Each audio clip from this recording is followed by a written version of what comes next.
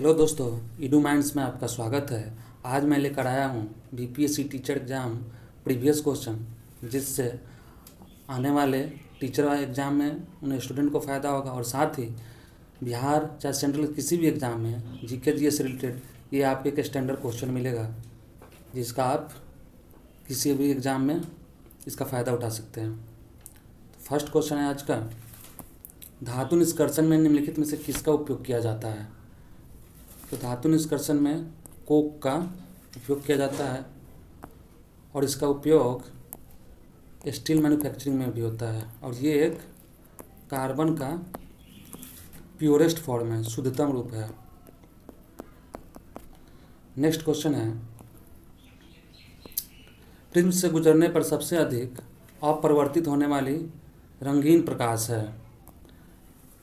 तो यहाँ से जब लाइट पास करेगी तो सबसे ज़्यादा वायलेट कलर डिफ्लेक्ट होती है और इसका विबजियोर, तो इसका आंसर हो जाएगा विबजियोर यानी बैंगनी वायलेट। नेक्स्ट क्वेश्चन है, किसी चालक का प्रतिरोध समानुपाती होता है। तो चालक का प्रतिरोध समानुपाती होता है तो आप R बराबर रो एल ओपन ए फार्मूला होता है, जानते होंगे, और इसके अनुसार इसके लेंथ के डायरेक्टली प्रोपोर्शनल होता है, फार्मूला से देख सकते हैं। तो इसका आंसर हो जाएगा ऑप्शन सी।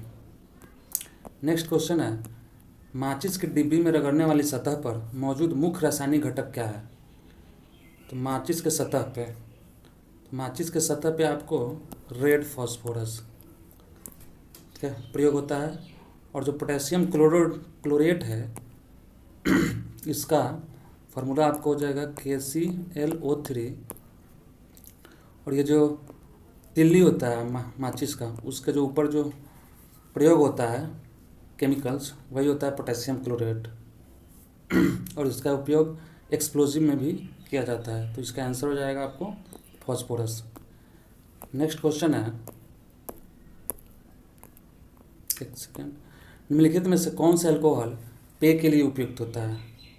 पीने के लिए तो C2H5OH, इसका फार्मूला होता है, ये हो जाएगा आपका एथेनॉल, मेथेनॉल, ये स्पिरिट जो बनता है, कभी कभी आप सुनते होंगे कि लोग मर भी जाते हैं इससे पीने के बाद, आँख की रोशनी चला जाता है, वो होता है CH3OH, methyl alcohol. Next question है, किसी ईंधन की दक्षता के संदर्भ में व्यक्त की जाती है? तो दक्षता, तो इसका आंसर हो जाएगा आपका कैलोरी मान में, कैलोरीफिक वैल्यू के रूप में करते हैं। कैलोरीफिक वैल्यू क्या होता है? तो 1 kg सब्सटेंस को जलाने पे जितना एनर्जी मुझे मिलता है वो कैलोरीफिक वैल्यू कहलाता है और इसका यूनिट क्या होता है? किलो जूल पर kg, 1 kg जलाने में कितना किलो जूल मुझे मिलता है। और सबसे ज़्यादा यदि फ्यूल में देखा जाए तो हाइड्रोजन का होता है, कितना होता है? 1.5 लाख किलो जूल पर kg होता है।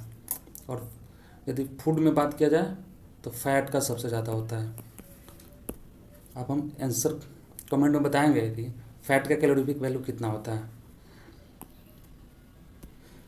नेक्स्ट क्वेश्चन है, खाने के डिब्बों पर जस्ता के बजाय टीन की परत चढ़ी होती है, क्योंकि जस्ता टीन की तुलना में महंगा है, टीन की तुलना में जस्ता का गलनांक अधिक होता है और टीन की तुलना में जस्ता अधिक क्रियाशील है।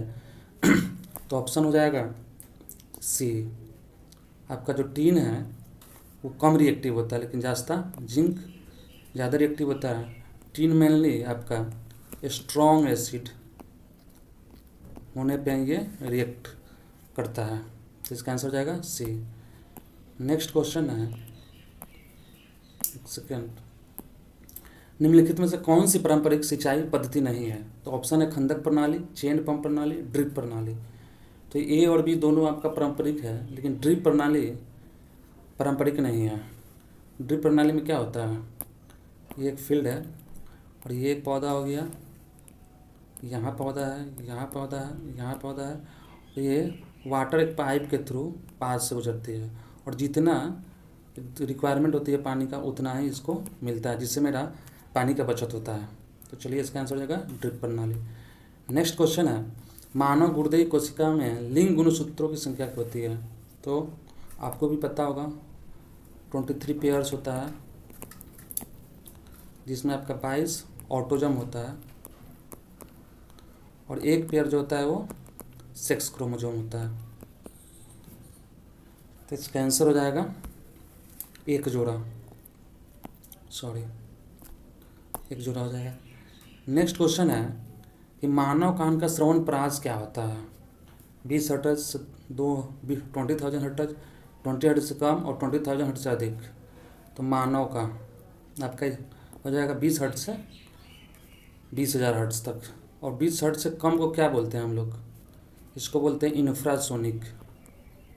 इंफ्रासोनिक, और 20,000 से ज़्यादा को अल्ट्रासोनिक। और ये जनरली आपको एलिफेंट मतलब हाथी भी इसको सुनता है 20 हर्ट्ज से कम, और जो अर्थक्वेक भूकंप का जो साउंड होता है वो 20 हर्ट्ज से कम होता है। और 20,000 हर्ट्ज से अधिक में इसका कहाँ पे उपयोग होता है? तो आपका इसका हो जाएगा उपयोग डॉल्फिन 20,000 हर्ट्ज से अधिक ज़्यादा सुनता है। फिर अल्ट्रासोनोग्राफी, जो बच्चा का कैसा है ठीक है उसके लिए चेक करने के लिए अल्ट्रासोनोग्राफी का भी उपयोग में इसका यूज होता है। सोनार में भी इसका उपयोग होता है। नेक्स्ट क्वेश्चन है, निम्नलिखित में से किसमें उच्चतम ऊर्जा होती है? उच्चतम ऊर्जा, तो इसका विबजियोर आप याद रखिएगा, विबजियोर। तो जब आप इधर आइएगा तो एनर्जी बढ़ेगा, और यदि आप इधर जाइएगा तो वेवलेंथ बढ़ेगा, तो जो इसका आंसर हो जाएगा आपका विबजियोर, तो आपका नीला प्रकाश हो जाएगा ऑप्शन के अनुसार। नेक्स्ट क्वेश्चन है, पेंसिलेट बनाने के लिए किस पदार्थ का उपयोग किया जाता है? पेंसिलेट बनाने के लिए आपको ग्रेफाइट का उपयोग होता है। तो ग्रेफाइट, एक सेकेंड, ग्रेफाइट के बारे में मैं कुछ बता दूँ आपको। ग्रेफाइट में sp2 हाइब्रिडाइजेशन होता है। ग्रेफाइट कार्बन का एलोट्रॉप्स होता है। Graphite good conductor of electricity भी होता है। ग्रेफाइट का उपयोग हम लोग लुब्रिकेंट, स्नेहक जिसको बोलते हैं हिंदी में, और न्यूक्लियर रिएक्टर में भी इसका उपयोग होता है। और इसमें कौन सा बॉन्ड होता है? इसमें होता है आपको कोवैलेंट, हिंदी में इसको सहसंयोजी बंधक बोलते हैं।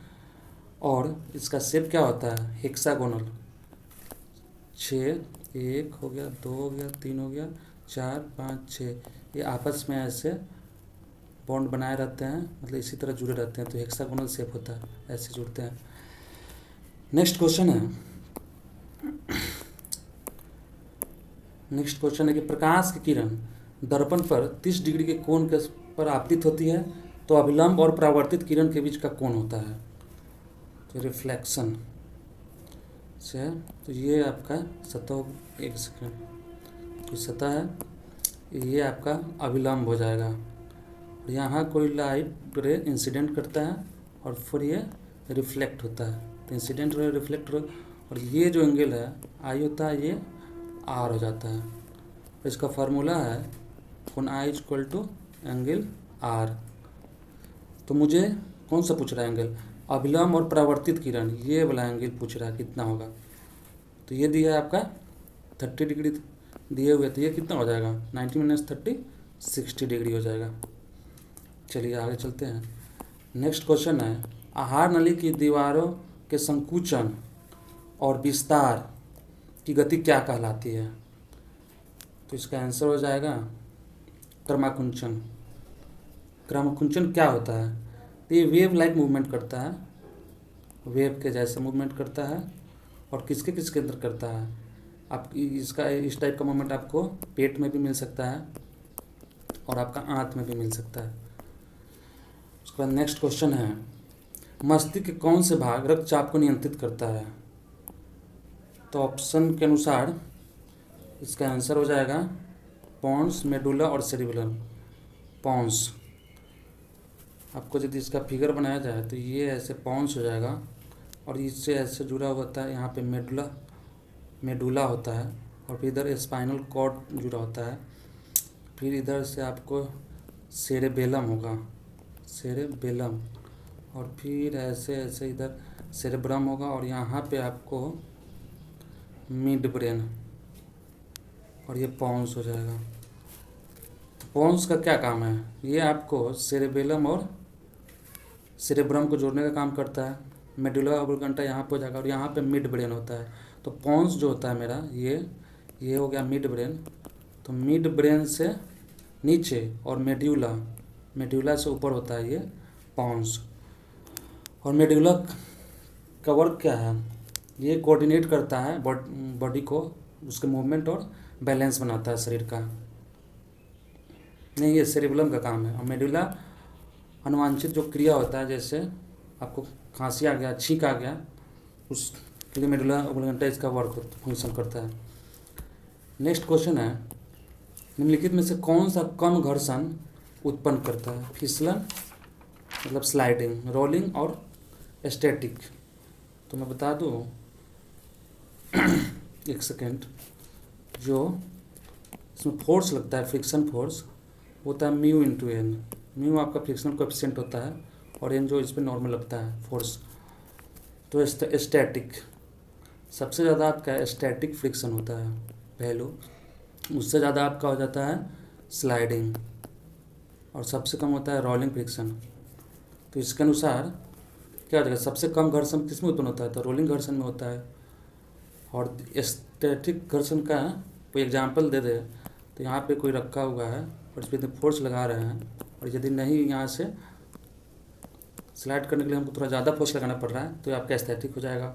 फिसलन कोई इंक्लाइन रख दिए, और यहाँ से जो फ्रिक्शन लगेगा वो हो जाएगा आपका। और रोलिंग में क्या हो जाएगा? कोई फुटबॉल हो गया, गेंद हो गया, वो खुद से रोल रहा है, तो उस समय जो फ्रिक्शन लगता है वो आपका रोलिंग फ्रिक्शन हो जाएगा। नेक्स्ट क्वेश्चन है, एक सेकेंड का नेक्स्ट क्वेश्चन हो जाएगा, नाबार्ड के अध्यक्ष कौन है? तो ऑप्शन के अनुसार इसमें कोई नहीं है। नाबार्ड के अनुसार आपका जो अध्यक्ष, तो ये है अरुण कुमार सिंह। अरुण कुमार सिंह है अभी नाबार्ड के अध्यक्ष। और नाबार्ड से बता दूं, इसका गठन हुआ था शिवरामन कमेटी के अनुशंसा पे। और ये कमेटी कब बना था? 1979 में। लेकिन नाबार्ड का जो गठन हुआ था वो 12 जुलाई, हाँ 12 जुलाई 1982 को इसका फॉर्मेशन हुआ था। और नाबार्ड का फुल फॉर्म क्या होता है? National bank for agriculture and rural development होता है। नेक्स्ट क्वेश्चन है, ओएनजीसी के अध्यक्ष है। तो ओएनजीसी के वर्तमान अध्यक्ष, जो ऊपर नाबार्ड का अध्यक्ष है वो अरुण कुमार सिंह नहीं है। अरुण कुमार सिंह आपका ओएनजीसी का अध्यक्ष है, माफ़ कीजिएगा, ओएनजीसी का अध्यक्ष आपका अरुण कुमार सिंह है। और उसमें कोई ऑप्शन नहीं है, इसलिए ऑप्शन ई हो जाएगा अभी जो प्रेजेंट में। एक सेकेंड, क्वेश्चन क्या था? अच्छा ठीक है, साजी के भी इसके हो जाएंगे, नाबार्ड के अध्यक्ष साजी के भी हो जाएंगे, ऑप्शन सी हो जाएगा। और 64th है, ओएनजीसी के अध्यक्ष कौन सा है? तो ओएनजीसी के अध्यक्ष आपको जाएंगे अरुण कुमार सिंह। और ओएनजीसी का हेडक्वार्टर कहाँ है आपका? ओएनजीसी का हेडक्वार्टर न्यू दिल्ली है। और इसका फॉर्मेशन कब हुआ था? 14 अगस्त 1956 को हुआ था। और ओएनजीसी आपका एक महारत्न कंपनी है, महारत्न। और अभी टोटल कितने महारत्न हैं? अभी 13 महारत्न कंपनी है। और लास्ट कौन सा है? तो वो है oil India limited, OIL। Next question है, इटली के प्रधानमंत्री है। तो इटली के प्रधानमंत्री कौन है? Giorgia Meloni. ये बहुत सुर्खी में रहते हैं प्राइम मिनिस्टर के साथ, इनका फ़ोटो भी वायरल होते रहता है। तो इटली की राजधानी कहाँ है? रोम हो जाएगा। और इटली का करेंसी क्या है? यूरो। और एक फैक्ट ये भी है कि रोम जो है वो आपका टाइबर रिवर पे बैंक पे सिचुएटेड है। नेक्स्ट क्वेश्चन है, 5वीं बाघ गणना रिपोर्ट के अनुसार भारत में बाघों की संख्या क्या है? तो ऑप्शन के अनुसार तो इसका आंसर हो जाएगा 3167, लेकिन बाद में जब रिपोर्ट आया था तो उनके चीफ सेक्रेटरी के अनुसार कि 3167 जो है वो आपका, एक सेकेंड, मिनिमम डाटा था और मैक्सिमम 2955 के आसपास शायद है कुछ, और जो एवरेज डाटा उन्होंने दिया था वो 368 3682 कहीं कहीं आपको मिलेगा। तो ये जो एवरेज डाटा 3682 है। नेक्स्ट क्वेश्चन है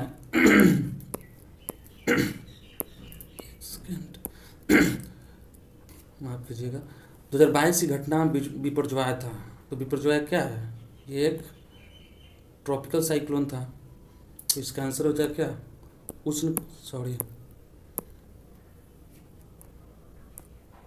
उष्णकटिबंधीय चक्रवात हो जाएगा।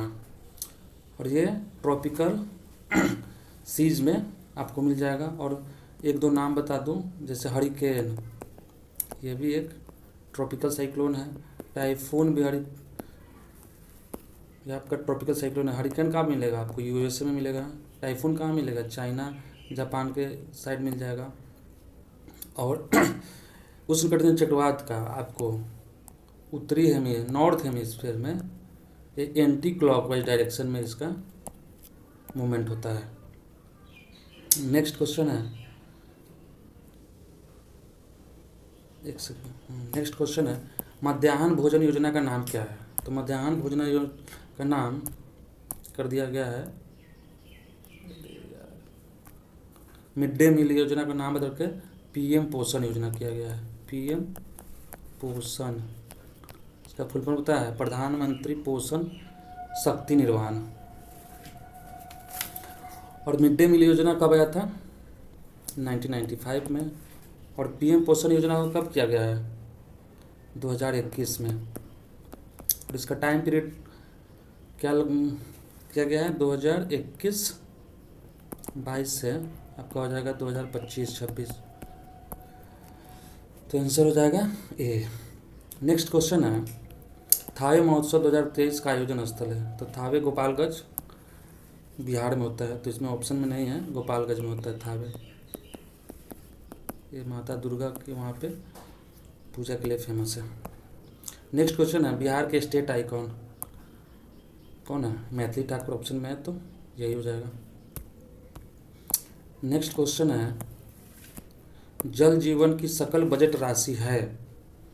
तो जल जीवन की कितनी बजट राशि है? ये 2023 के बजट के अनुसार 70,000 करोड़ ऑप्शन है, लेकिन 2024 में भी देखा जाए ज़्यादा कुछ नहीं हो रहा है, ये 70,163 करोड़ ही है।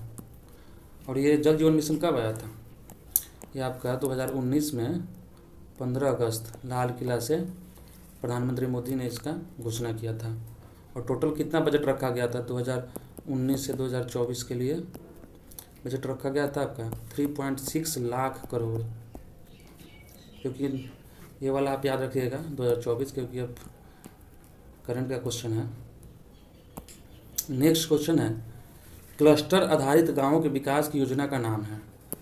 क्लस्टर आधारित, तो इसका आंसर हो जाएगा आपका doctor Shyama Prasad Mukherjee rurban mission. एक दो आपको स्कीम से क्वेश्चन आ रहा है तो उस पर ध्यान दीजिएगा।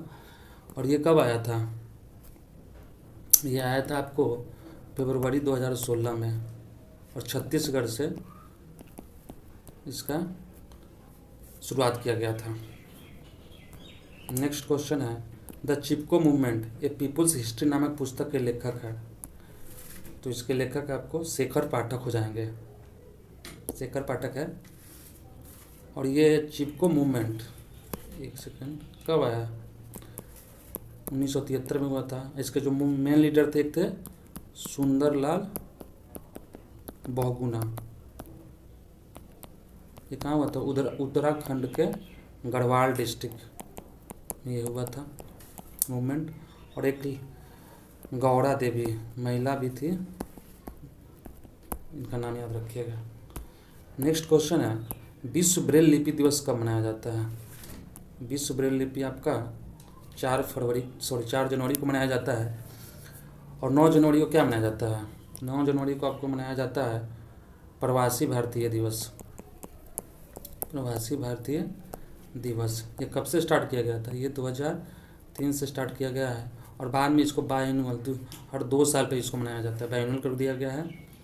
और ये क्यों मनाया जाता है?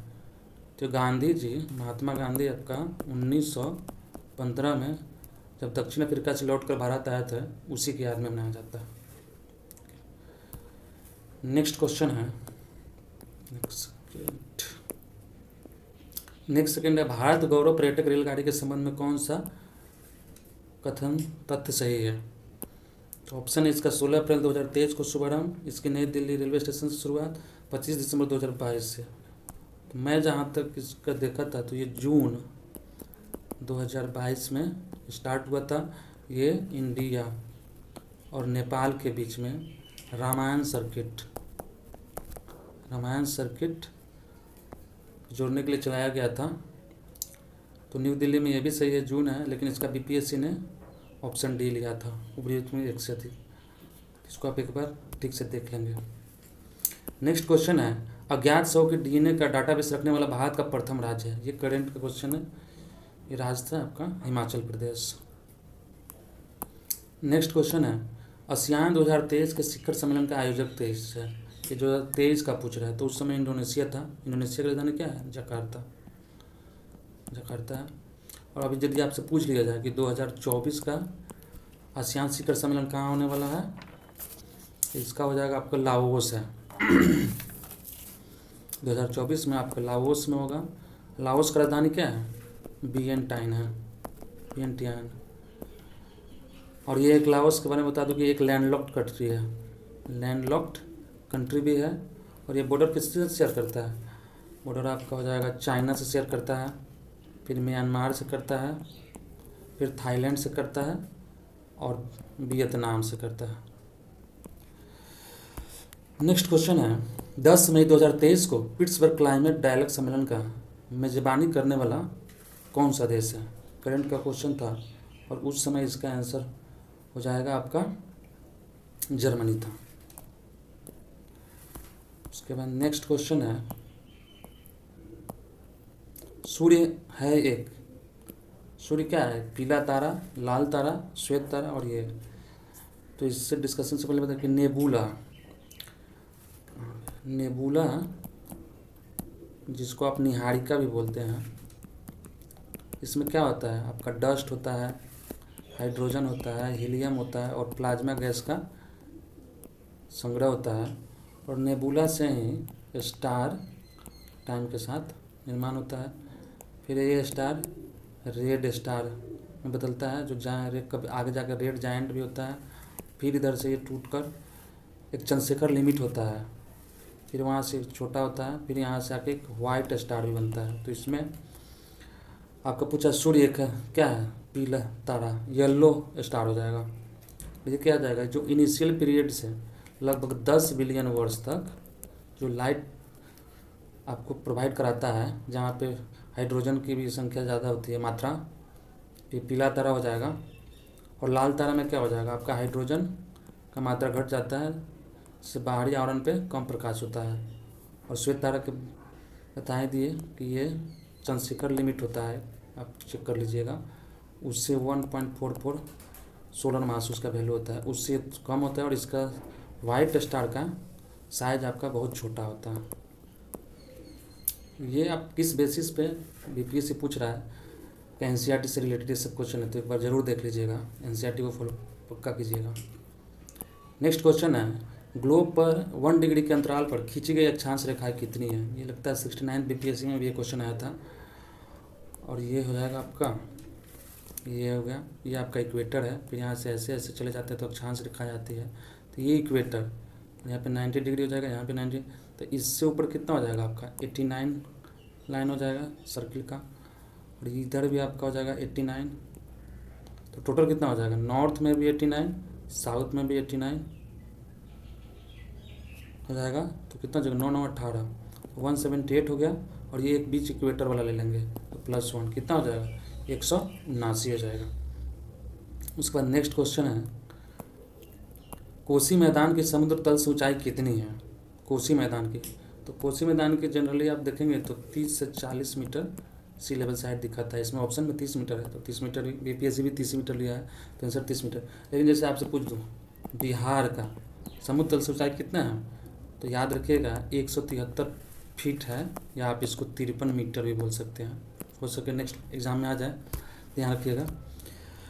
नेक्स्ट क्वेश्चन है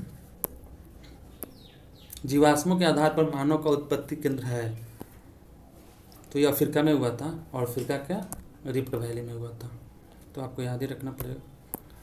नेक्स्ट क्वेश्चन है दो समुदाय के मध्य सांस्कृतिक संपर्क को क्या बोलते हैं, तो एक्सेलरेशन बोलते हैं इसको बोलते हैं एक्सेलरेशन। ये क्या हो जाएगा, इंक्लरेशन क्या होता है, ये होता है संस्कृतिकरण। हिंदी में थोड़ा दिक्कत होता है कभी बोलने में।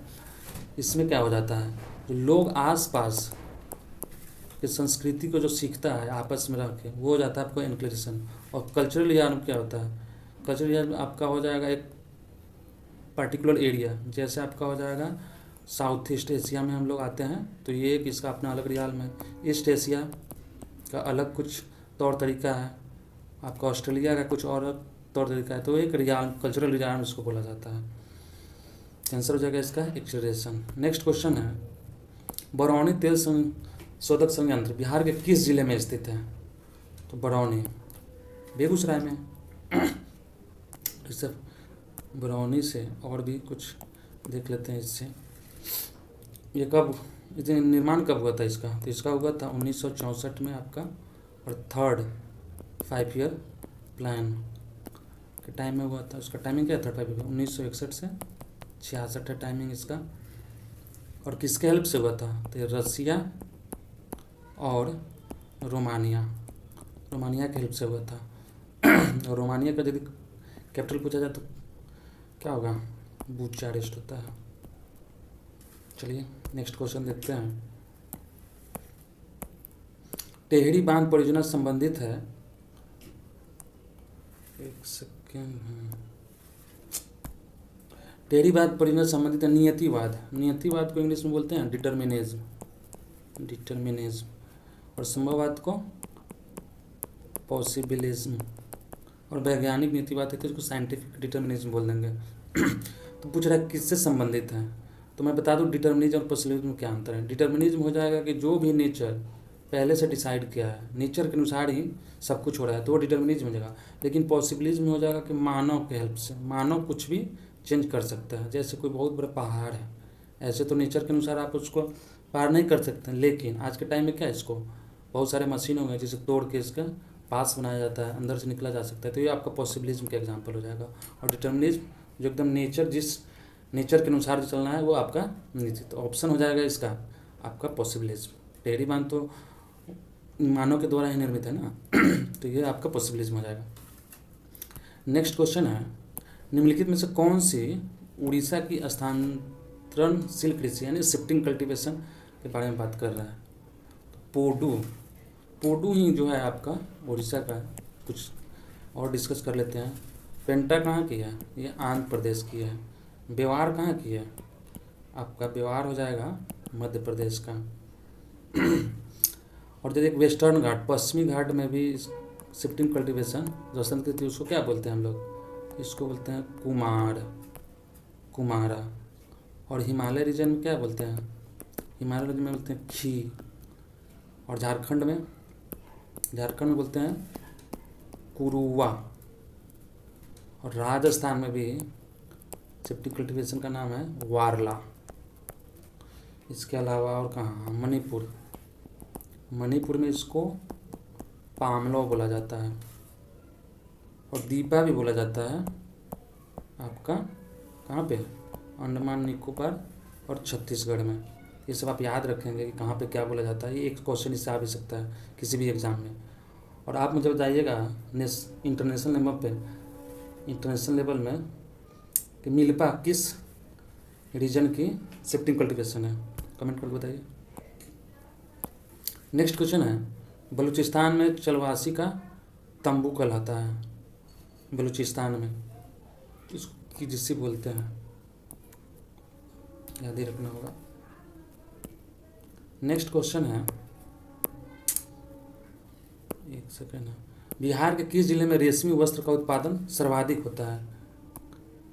रेशमी वस्त्र का तो भागलपुर में होता है। नेक्स्ट क्वेश्चन है, जनसंख्या घटने से मानव भूमि अनुपात पर क्या असर पड़ता है? तो मानव भूमि अनुपात मैं आपको बता दूं, हाँ, ये कोई लैंड है और इसे मानिए आपका 20 कट्ठा का लैंड है और इसमें 10 आदमी को शेयर है, और इसमें बोला कि जनसंख्या घटने से, जब यही 20 कट्ठा ज़मीन है और ये 10 से अब कितने में हो जाएगा, जनसंख्या घट गया, मान लीजिए 5 हो गया, तो एक आदमी को कितना पड़ेगा, यहाँ 4 कट्ठा पड़ेगा, यहाँ 2 ही कट्ठा पड़ रहा था, तो मानव भूमि अनुपात क्या हो जाएगा, बढ़ जाएगा, इसलिए आंसर क्या हो जाएगा, बी हो जाएगा। नेक्स्ट और आज के लिए ये आखिरी क्वेश्चन है, बिहार के किस जिले में मक्का का उत्पादन सर्वाधिक होता है? तो जो ऑप्शन के अनुसार हम देख ले, सारण, सिवान, मुजफ्फरपुर, तो ऑप्शन के अनुसार तो ये मुजफ्फरपुर जाएगा, लेकिन जनरली आपका कटिहार, पूर्णिया और बेगूसराय में प्रोडक्शन ज़्यादा होता है। लेकिन यदि प्रोडक्टिविटी यानी उत्पादकता का बात करें तो अररिया में मक्का का उत्पादकता ज़्यादा होता है।